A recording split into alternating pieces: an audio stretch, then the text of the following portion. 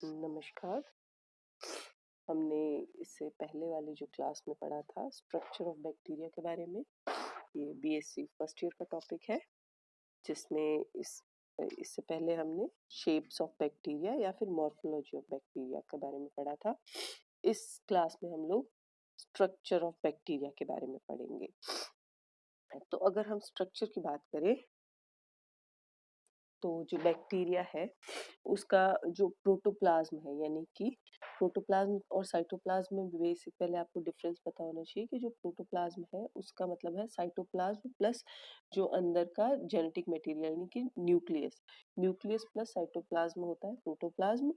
और सिर्फ साइटोप्लाज्म क्या होता है, जिसके अंदर जो लिक्विड मटेरियल होता है। तो प्रोटोप्लाज्म मीन्स जो प्लाज्मा मेम्ब्रेन के अंदर वाला जो पार्ट है वो उसके बारे में हम पहले पढ़ेंगे, और उसके बाद में प्लाज्मा मेम्ब्रेन के बारे में इसके पढ़ेंगे, और फिर सेल वॉल के बारे में। तो बेसिकली जो बैक्टीरिया है वो उसके अंदर क्या है, दो कोट्स होती है, पहले तो सेल वॉल की होती है, फिर प्लाज्मा मेम्ब्रेन की होती है, फिर उसके अंदर उसका प्रोटोप्लाज्म होता है। तो इसेंशियल स्ट्रक्चर्स में क्या क्या है, न्यूक्लियोइड, यानी कि ये न्यूक्लियर मटेरियल यानी जेनेटिक मटेरियल है, उसको न्यूक्लियस ना कह के इसके अंदर इसको क्या कहेंगे, न्यूक्लियोइड कहेंगे। सेकंड है साइटोप्लाज्म के बारे में पढ़ेंगे, फिर साइटोप्लाज्मिक मेम्ब्रेन के बारे में पढ़ेंगे, फिर सेल वॉल के बारे में पढ़ेंगे। कुछ और स्ट्रक्चर्स भी इसके अंदर पाए जाते हैं, जैसे कैप्सूल, फ्लैजिला। फ्लैजिला किसके लिए काम आता है, मूवमेंट के लिए, मोटिलिटी के लिए काम आता है। फिर पैली, पैली किस ये जो पैली है वो किसके लिए काम आता है, जिसको फेम्ब्रिया भी कहते हैं, ये कॉन्जुगेशन के लिए काम आता है, यानी कि एक तरह से इसको सेक्स पेली भी कहेंगे। उसके बाद में एंडोस्पोर्स। तो इन सब के बारे में हम थोड़ा थोड़ा जानेंगे। सबसे पहले आता है वो है न्यूक्लियोइड। जो न्यूक्लियोइड को हम प्रिमिटिव न्यूक्लियस भी कह सकते हैं, इनसिपिएंट न्यूक्लियस भी कहेंगे, या फिर जीनोफोर भी कह सकते हैं। तो ये सब इसके नाम देना। और प्रोकैरियोट और यूकैरियोट में जो न्यूक्लियस जो न्यू मेन इसमें न्यूक्लियोइड क्यों कहते हैं और यूकैरियोट्स के अंदर न्यूक्लियस क्यों कहते हैं, तो उसका मेन डिफरेंस ये है कि जो बैक्टीरिया है उसके जो जेनेटिक मटेरियल जो डीएनए है उसके ऊपर कोई मेम्ब्रेन नहीं पाई जाती है, जबकि जो यूकैरियोट्स है उसमें जो जेनेटिक मटेरियल जो डीएनए है उसके ऊपर डबल मेम्ब्रेन लेयर पाई जाती है। तो ऐसा स्ट्रक्चर जिसमें डीएनए है और उसके ऊपर डबल मेम्ब्रेन लेयर है तो वो पूरा न्यूक्लियस कहलाएगा। बट इसके अंदर सिर्फ ये आपको जेनेटिक मटेरियल दिख रहा है जो कि सेंटर में एक जगह लोकलाइज्ड है ना, इकट्ठा हुआ हुआ है सेंटर में। तो आप यहाँ पे ये देख पा रहे हैं, ये जो लाइट सा स्ट्रक्चर है एकदम, जो ये दो सेल्स है, डिवाइडिंग सेल्स है बैक्टीरिया के। इसमें ये आप जो लाइट सा जो देख रहे हैं पार्ट, ये न्यूक्लियर मटेरियल है, जिसके अंदर मतलब जेनेटिक मटेरियल यहाँ पे एक जगह इकट्ठा है सेंटर में। तो बिना मेम्ब्रेन के है, इसलिए इसको न्यूक्लियोइड कह सकते हैं, या फिर जीनोफोर भी कह सकते हैं। तो ये इसके दो नाम है। आपको कभी भी बैक्टीरिया के अंदर न्यूक्लियस नहीं सुनने को मिलेगा। फिर उसके बाद में ये जो डार्क वाला पार्ट है, ये इसमें साइटोप्लाज्म वाला पार्ट है, जिसके अंदर बहुत सारे इंक्लूजन मटेरियल्स है और राइबोसोम्स बिखरे हुए हैं। तो ये बैक्टीरिया की इलेक्ट्रॉन माइक्रोस्कोपिक इमेज है, यानी कि इलेक्ट्रॉन माइक्रोस्कोप से जब बैक्टीरिया को देखते हैं तो वो कुछ इस तरीके से दिखता है। नेक्स्ट, ये अब वापस से न्यूक्लियोइड की बात हो रही है कि अब जो न्यूक्लियोइड है उसके अंदर जो डीएनए है वो सिंगल डीएनए होता है, और लगभग उसकी लेंथ 1 मिलीमीटर लॉन्ग होती है। वो डबल स्ट्रैंडेड है, होगा एक ही, जनरली एक ही होता है, बट डबल स्ट्रैंडेड होता है और सर्कुलर होता है वो जो डीएनए है। और इसकी लेंथ बता दी, और ये काफी सुपर कॉइल्ड, बहुत कंडेंस्ड होके सेंटर में होता है। तो ये जनरली एक ही सिंगल क्रोमोसोम कहेंगे। तो बैक्टीरिया के अंदर कितने क्रोमोसोम होते हैं, एक क्रोमोसोम होते हैं। तो अब ये इस न्यूक्लियोइड की क्या क्या खासियत है कि इसके अंदर इसके ऊपर न्यूक्लियर मेम्ब्रेन नहीं प्रेजेंट होती है, इसके अंदर जो न्यूक्लियोलस है वो भी नहीं प्रेजेंट होता है। ये जो न्यूक्लियोलस है ये हम यूकैरियोट्स में ही सुनते हैं।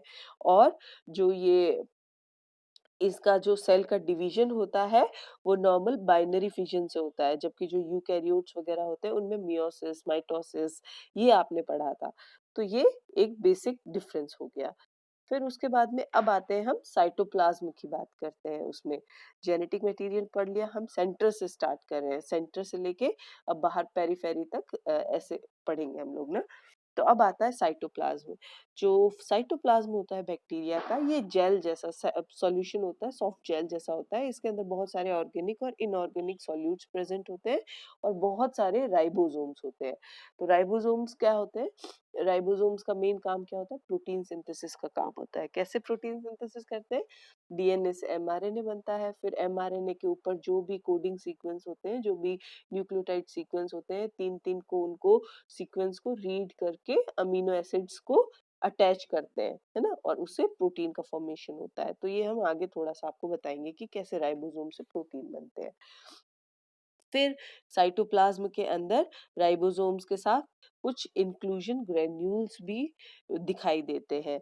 तो अब ये इंक्लूजन ग्रेन्यूल्स क्या होते हैं, इनके बारे में भी मैं आपको आगे बताती हूँ। जनरली जो इंक्लूजन ग्रेन्यूल्स होते हैं वो रिजर्व मटेरियल, जैसे खाना है, एक ज्यादा खाना बन गया तो वो खाना स्टोर करके रखना, तो वही इंक्लूजन ग्रेन्यूल्स है। छोटे छोटे ग्रेन्यूल्स में एक्सेस खाना बना हुआ है तो वो उस फॉर्म में साइटोप्लाज्म के अंदर दिखेगा। साथ ही साथ में इसके अंदर प्लाज्मिड भी होता है। अब ये प्लाज्मिड क्या है और ये भी हम बात करते हैं। और उसके बाद में जैसे इसके अंदर कोई भी आपको ऑर्गेनेली नहीं दिखेगी, जैसे यूकैरियोट्स के अंदर ऑर्गेनेलीज होती हैं, इसके अंदर कोई साइटोप्लाज्मिक रेटिकुलम नहीं है। माइक्रोसोम जैसे एंडोप्लाज्मिक रेटिकुलम का ही छोटे छोटे जो टुकड़े हो जाते हैं उनको माइक्रोसोम्स कहते हैं। ऐसा माइक्रोसोम्स भी नहीं है, कोई क्लोरोफिल नहीं होता, माइटोकॉन्ड्रिया नहीं होता। तो कोई भी ऑर्गेनेली इसके अंदर नहीं देखने को हमें मिलती है। अब हम राइबोसोम्स की बात करते हैं। तो ये काफी कॉम्पिटिटिव एग्जाम्स वगैरह में भी आता है, जो बहुत बेसिक क्वेश्चन होता है कि प्रोकैरियोट्स का राइबोसोम्स और यूकैरियोटिक सेल में जो राइबोसोम्स होते हैं, यानी प्रोकैरियोट्स यानी बैक्टीरिया, हम बैक्टीरिया की बात कर रहे हैं प्रोकैरियोट्स में। तो बैक्टीरिया का जो राइबोसोम है वो 70s राइबोसोम्स होता है, और जो यूकैरियोटिक राइबोसोम्स होते हैं वो 80s राइबोसोम्स होते हैं। तो जो 70s राइबोसोम्स होते हैं उनकी दो सब यूनिट होती है, 30s जिसको कि लाइट सब यूनिट कहते हैं, और 50s जो कि जो कि हैवी सब यूनिट होती है। जबकि यूकैरियोट्स के अंदर क्या होता है, 40 एस जो सब यूनिट है वो वो लाइट सब यूनिट है, और जो 60s सब यूनिट है वो हैवी सब यूनिट है। तो ये आप जो नीचे वाला इसमें ये वाला जो पार्ट है, इसमें आपको पता चलेगा कि राइबोसोम से कैसे प्रोटीन का सिंथेसिस होता है। ये अपना एमआरएनए है, एमआरएनए के ऊपर ये छोटी वाली सब यूनिट अटैच हुई है, और जो कि मेन कोडिंग पढ़ने का काम कर रही है इसको। फिर ये जो बड़ी वाली सब यूनिट है, इससे टीआरएनए, ये क्या है, टीआरएनए है। टीआरएनए किसको लेके आता है? अमीनो एसिड्स को पकड़ पकड़ के लेके आता है इसके हिसाब से, कोडिंग के हिसाब से, और इनकी अमीनो एसिड्स की माला बनाते जाते हैं। तो बहुत सारी माला क्या कहलाती है? एक पॉलीपेप्टाइड चेन कहलाती है। ये पॉलीपेप्टाइड चेन यानी कि प्रोटीन। तो इस तरीके से डीएनए से आरएनए बनता है, आरएनए से प्रोटीन बनता है। तो ये जो राइबोसोम्स का काम इसीलिए हो गया प्रोटीन सिंथेसिस का काम। अब जो 30s यूनिट होती है, उसके अंदर वो भी किसकी बनी हुई होती है? 16s राइबोसोम्स की, और 21 प्रोटीन्स बन इसके साथ होते हैं। और जो 50s राइबोसोम यूनिट होती है, उसके अंदर 23s राइबोसोम सब यूनिट, 5s सब यूनिट होती है राइबोसोम्स की, और 34 प्रोटीन्स। यानी कि ये जो हैवी और लाइट सब यूनिट्स है राइबोसोम्स की, वो किससे मिलके बनी हुई होती है? राइबोसोम से, आरआरएनए से और प्रोटीन से मिलकर बनी हुई है। अब इनमें जो कुछ एंटीबायोटिक्स हम लोग कोई डॉक्टर वगैरह, हमें कोई बैक्टीरियल इन्फेक्शन वगैरह हो जाता है तो डॉक्टर हमें एंटीबायोटिक देता है। तो वो यही कुछ एंटीबायोटिक्स है यहाँ पे ना, कुछ एंटीबायोटिक्स के यहाँ पे नाम लिखे हुए हैं। तो इन एंटीबायोटिक ये क्या करती है? स्ट्रेप्टोमाइसिन, एमिकैसिन, कैनामाइसिन, इन सब के क्या काम है कि ये जो कोडिंग, ये वाली कोडिंग है, यहाँ पे जाके अटैच हो जाती है। अटैच होने के कारण फिर ये आगे मूवमेंट नहीं कर पाती, ये वाली जो सब यूनिट है ये आगे मूव नहीं कर पाएगी, और जिसके कारण से जो बैक्टीरिया के अंदर प्रोटीन का सिंथेसिस नहीं हो पाएगा, और इस कारण से उसके जो रिक्वायर्ड एंजाइम्स वगैरह है बैक्टीरिया के अंदर वो नहीं बन पाएंगे, और बैक्टीरिया मर जाएगा। तो इस हिसाब से जो एंटीबायोटिक्स होती है वो बैक्टीरिया को मारने का काम करती है। बेसिकली वो क्या करती है, प्रोटीन का सिंथेसिस बंद कर देती है। आगे अब इंक्लूजन ग्रेन्यूल्स, तो हमने पहले भी बताया था, मैंने बताया था कि इंक्लूजन ग्रेन्यूल्स क्या होते हैं, ऐसे छोटे छोटे से ग्रेन्यूल्स होते हैं जिनके अंदर रिजर्व मटेरियल यानी कि खाना जो एक्सेस में बना हुआ होता है वो उनके अंदर स्टोर होके रखता है। तो ये इनसॉल्युबल होते हैं यानी कि उसके अंदर जो साइटोप्लाज्मिक मटेरियल है, जो जेल जैसा मटेरियल है, उसके अंदर घुलते नहीं है। वो आपको उसके अंदर पार्टिकल्स जैसे दिखते हैं जब हम इलेक्ट्रॉन माइक्रोस्कोप से देखेंगे। ये ऑस्मोटिकली इनर्ट होते हैं यानी कि अगर इसके अंदर जो बैक्टीरिया है उसके अंदर पानी कम है या ज्यादा है उससे इनको कोई फर्क नहीं पड़ता, ये क्योंकि इनसॉल्युबल होते हैं। ये पॉलीमर्स होते हैं जनरली और साइटोप्लाज्म के अंदर पाए जाते हैं। तो ये खूब जैसे काफी तरह के होते हैं, वॉलिटीन ग्रेन्यूल्स होते हैं, लिपिड ग्रेन्यूल्स होते हैं, पॉलीसेकेराइड ग्रेन्यूल्स यानी कि ग्लाइकोजन ग्रेन्यूल्स वगैरह जिनके अंदर कार्बोहाइड्रेट स्टोर होके रखता है। अब जैसे ये वॉलिटीन ग्रेन्यूल है, ये वॉलिटीन ग्रेन्यूल्स यहाँ पे आपको दिख रही है इमेज। तो ये क्या जैसे ये डिप्थीरिया बैसिलस के अंदर पाया जाता है। तो इनके क्या है, ये बेसिकली जो फास्फोरस है, इनऑर्गेनिक जो फॉस्फेट है, सॉरी, फॉस्फेट है उसके पॉलीमर्स होते हैं ये। तो जब एक्सेस में जो फॉस्फेट है वो इनके अंदर स्टोर होके रहता है, तो वो वोलेटिन ग्रेन्यूल्स बनाते हैं। अब एक बहुत इंपॉर्टेंट पार्ट और है, वो है प्लाज्मिड का।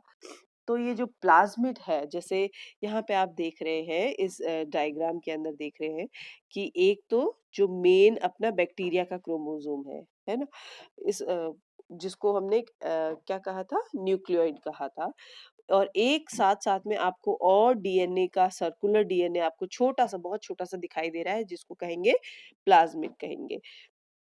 तो ये एक्स्ट्रा क्रोमोसोमल जेनेटिक मटेरियल है यानी कि क्रोमोसोम, ये एक जो पूरा है ये क्रोमोसोम बनाता है बैक्टीरिया का। तो ये बैक्टीरिया का एक्स्ट्रा क्रोमोसोमल जेनेटिक मटेरियल है जो कि बहुत छोटा होता है। जो मेन क्रोमोसोम, बैक्टीरिया का जो क्रोमोसोम है उससे बहुत ज्यादा छोटा होता है। और ये इसके अंदर कौन कौन से ऐसे जीन्स होते हैं जो कि बैक्टीरिया के जिंदा रहने के लिए जरूरी नहीं है ना। तो नॉन इसेंशियल इसके अंदर ट्रेड्स ये कोड करता है, जैसे कि अ, अ, जैसे कोई भी, जैसे एंटीबायोटिक रेजिस्टेंस जीन हो गई, या फर्टिलिटी के लिए एफ फैक्टर, फर्टिलिटी फैक्टर हो गया उसके लिए।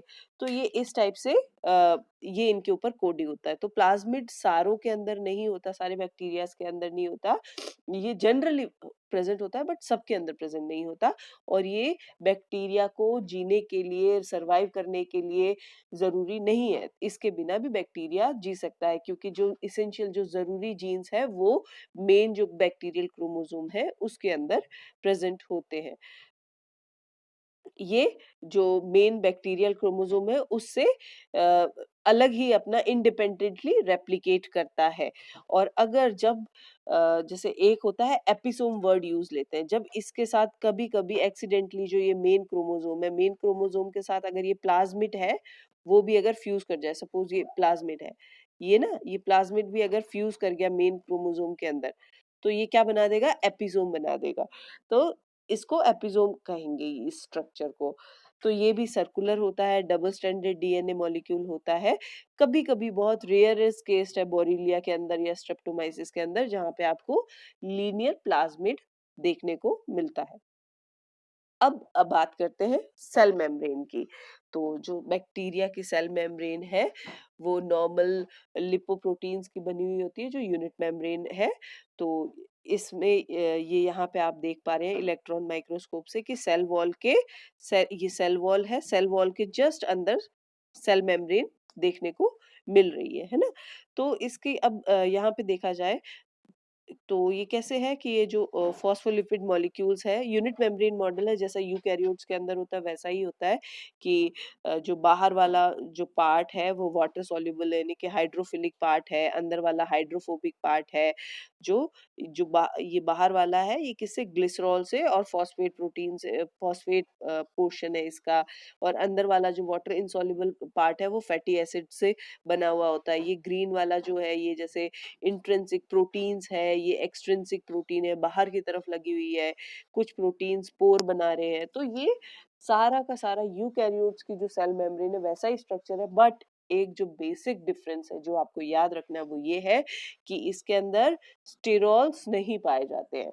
तो आप यूकैरियोट्स के अंदर आप देखेंगे जनरली जो एनिमल सेल्स वगैरह होते हैं उनके बीच बीच में आपको यहाँ पे ऐसे स्टेरॉल्स पाए जाएंगे, यहाँ पे ऐसे स्टेरॉल्स जगह जगह पाए जाएंगे, जबकि बैक्टीरिया के अंदर स्टेरॉल्स एब्सेंट होते हैं जो सेल मेम्ब्रेन होती है उसके अंदर।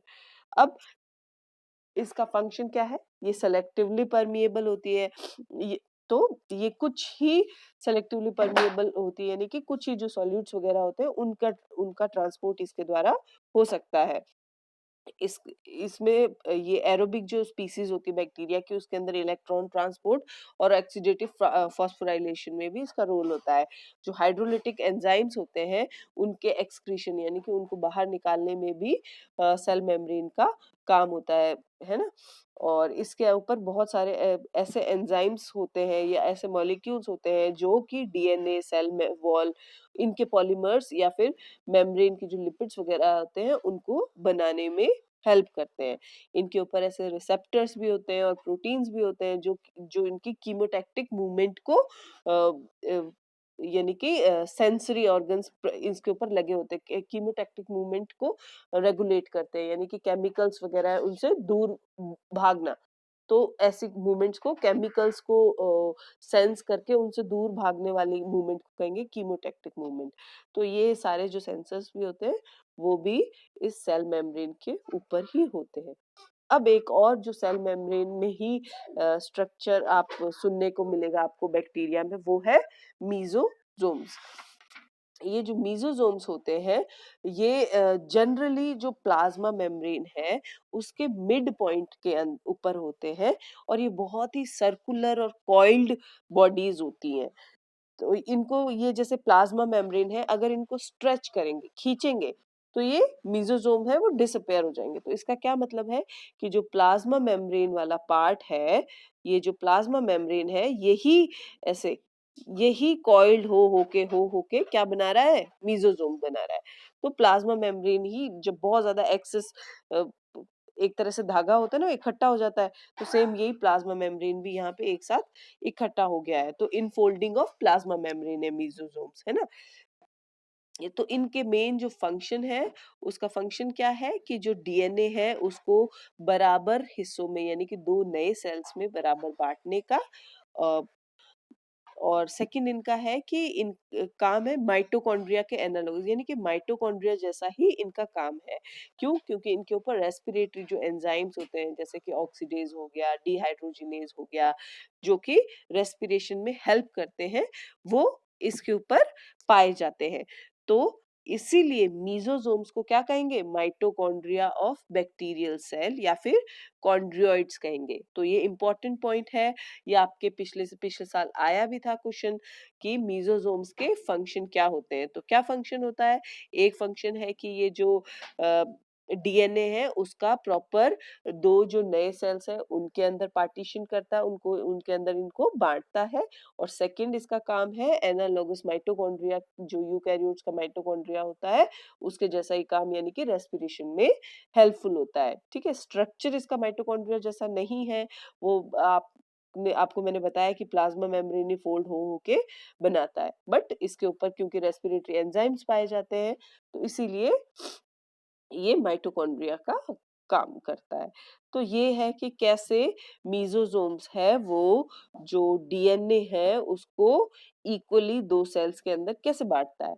तो इसमें जो अब क्रोमोसोम है वो जो मीजोजोम है उससे अटैच होता है, उसके बाद में दो मीजोजोम है दो जगह से, जैसे यहाँ पे मीजोजोम इनफोल्डिंग दो जगह बनती है और उसके बाद में बडिंग होती है। तो इस हिसाब से मीजोजोम्स की हेल्प से जो डीएनए है उसका प्रॉपर डिस्ट्रीब्यूशन होता है नए सेल्स में थ्रू बाइनरी फिजन। तो ये अपनी आज की क्लास थी। अब बाकी का जो पोर्शन है हम सेल वॉल वाला जो इम्पोर्टेंट पोर्शन है वो नेक्स्ट क्लास के अंदर पढ़ेंगे। तो आज के लिए बस इतना ही। Thank you.